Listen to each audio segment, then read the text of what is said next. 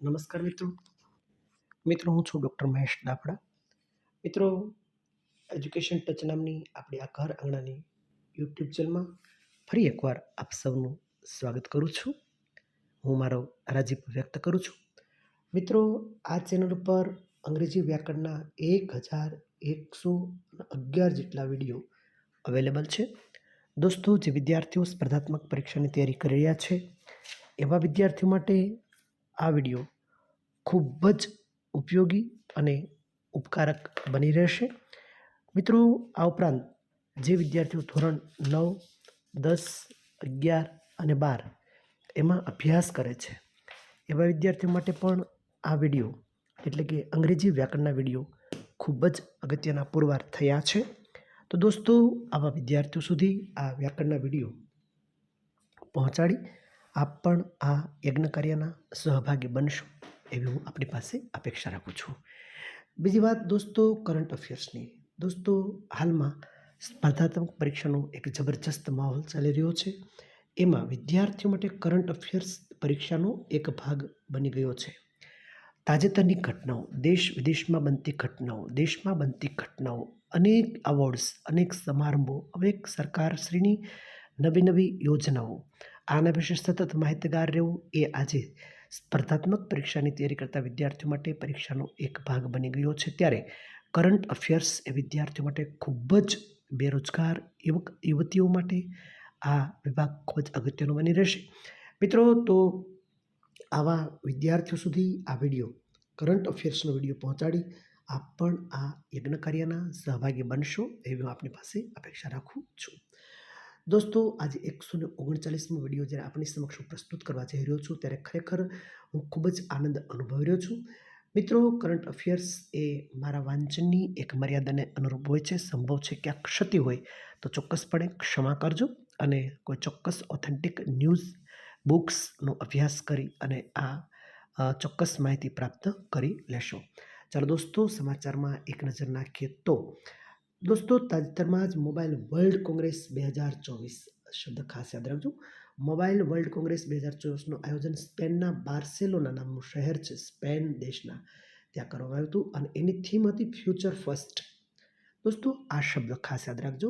Mobile world Congress સ્પેનના Barcelona ખાતે અને future first એની theme રાખવામાં આવી હતી. તાજેતરમાં 66મા ગ્રેમી એવોર્ડ, ખાસ આંકડો યાદ રાખજો, ગ્રેમી એવોર્ડનું આયોજન અમેરિકાના લોસ એન્જલસ નામનું જે શહેર છે ત્યાં કરવામાં આવ્યું હતું. જેમાં ગ્લોબલ મ્યુઝિક આલ્બમ કેટેગરી ભારતનું શક્તિ ગ્રુપ મેદાન મારી ગયું છે અને એનું આલ્બમ ધી મોમેન્ટ, આ શબ્દ પણ યાદ રાખજો. આ આલ્બમને, શક્તિ ગ્રુપનું જે આલ્બમ છે ધી મોમેન્ટ, એને આ 66મો ગ્રેમી એવોર્ડ પુરસ્કારમાં એને સ્થાન પ્રાપ્ત થયું છે. તેઓને આપણે ખૂબ ખૂબ અભિનંદન પાઠવીએ છીએ. દોસ્તો, તાજેતરમાં જ 77મો બ્રિટિશ એકેડેમી આ ફિલ્મ ટેલિવિઝન માટે બાફટા એવોર્ડ, અહીંયા દોસ્તો બાફટા શબ્દ છે, બાફટા એવોર્ડ 2024નું લંડનના રોયલ ફેસ્ટિવલ હોલમાં યોજાયો હતો. 2024 બાફટા એવોર્ડ 2024 લંડનના રોયલ ફેસ્ટિવલ હોલમાં, જેમાં ભારતીય અભિનેત્રી Deepika Padukone the zone of interest film માટે, આ શબ્દ યાદ રાખજો, માટે જોનાથન ગ્લેઝરને બેસ્ટ ફિલ્મનો એવોર્ડ આપવામાં આવ્યો હતો અને આ એવોર્ડ સમારંભમાં ભાગ લેનાર ભારતીય અભિનેત્રી તરીકે દીપિકા પાદુકોણે એકમાત્ર અભિનેત્રી હતી. મિત્રો, તાજેતરમાં જ આ વર્ષે કાગબાપુ, દર વર્ષે પૂજ્ય મોરારી બાપુના હસ્તે આ એવોર્ડ આપવામાં આવે છે. તો આ વર્ષના આ એવોર્ડ માટે દેવરાજ ગઢવી કાગ એવોર્ડ, દેવરાજ ગઢવી, રાજુલ દવે, સ્વર્ગસ્થ મનુભાઈ ચૌધાણી, ગિરધરદાન રત્નુ તથા લાખણસિંહ ગઢવીની પસંદગી કરવામાં આવે છે. મિત્રો, આ નામ ખાસ યાદ રાખજો. કાગ કવિ કાગ એવોર્ડ ખાસ યાદ રાખવાનું છે. દેવરાજ ગઢવી, રાજુલ દવે, સ્વર્ગસ્થ મનુભાઈ ચૌધાણી, ગિરધરદાન રત્નુ તથા લાખણસિંહ ગઢવીની પસંદગી કાગ એવોર્ડ માટે કરવામાં આવેલી છે. આ તમામ એવોર્ડ પ્રાપ્ત કરનારને ખૂબ ખૂબ અભિનંદન પાઠવીએ છીએ.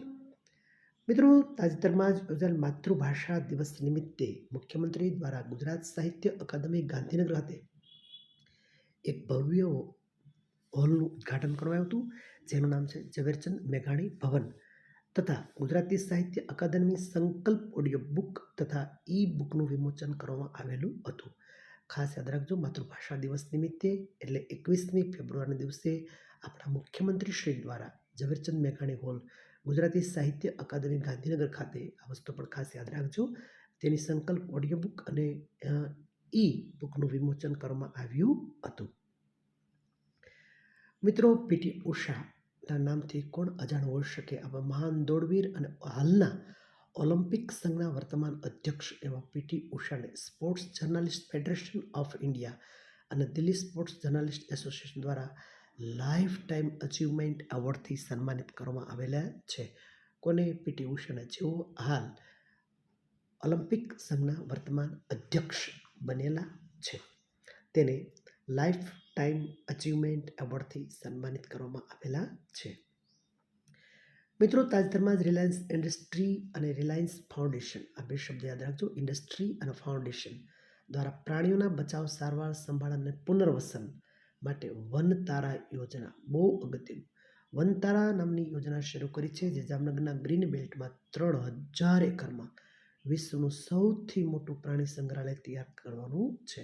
કોના સંયોજનથી? રિલાયન્સ ઇન્ડસ્ટ્રી અને રિલાયન્સ ફાઉન્ડેશન દ્વારા પ્રાણીઓની સંભાળ, તેનું પુનર્વસન અને તેની સારવાર, એના માટે 3000 એકરમાં વિશ્વનું સૌથી મોટું પ્રાણી સંગ્રહાલય તૈયાર કરવામાં આવશે.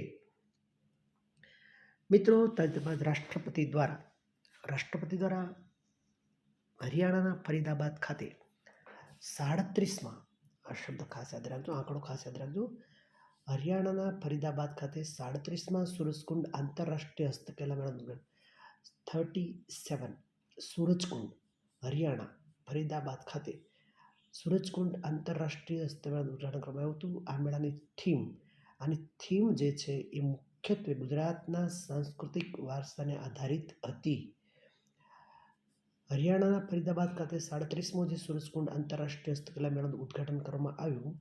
રાષ્ટ્રપતિશ્રી દ્વારા એ મેળાની થીમ મુખ્યત્વે ગુજરાતના સાંસ્કૃતિક વારસાને આધારિત હતી, જેમાં 50 જેટલા દેશોએ ભાગ લીધો હતો.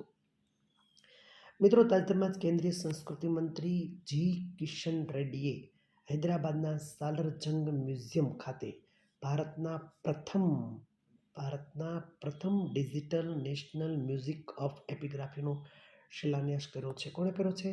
આપણા કેન્દ્રીય સંસ્કૃતિ મંત્રી શ્રી જી કિશન રેડ્ડી, એમના દ્વારા હૈદરાબાદના સાલરજંગ મ્યુઝિયમ ખાતે ભારતના પ્રથમ નેશનલ ડિજિટલ મ્યુઝિયમ ઓફ એપિગ્રાફીનો શિલાન્યાસ કરવામાં આવેલો છે.